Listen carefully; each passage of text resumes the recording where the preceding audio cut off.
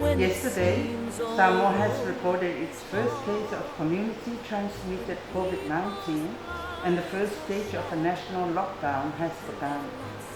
Last night, Prime Minister Fiumena Minta made the announcement after a 29-year-old woman tested positive for Covid-19 during her routine testing before a flight to Fiji.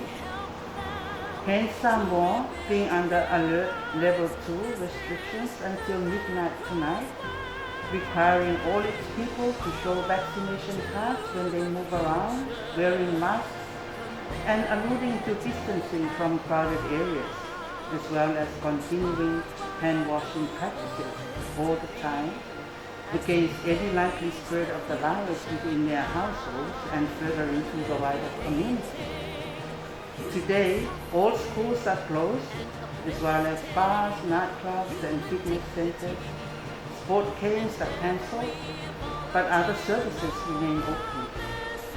We saw medical teams moving out to do COVID-19 testing in and for people in the community.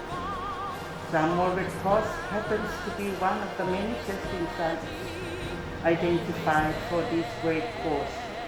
And our neighboring NEOC staff and volunteers and community members have come through for their initial COVID-19 test, where all of the testings are done here so far and have come out negative, which is encouraging news for everyone to keep on working to prepare and prevent Samoa from COVID-19 spread.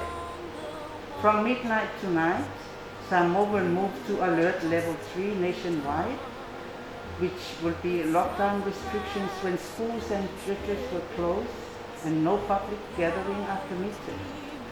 And we wish everyone success in keeping Samoa safe from COVID-19 spread. Please come along to the Samoa Red Cross for your COVID test starting from next week. Manuia whaasau Samoa nui, mai atu.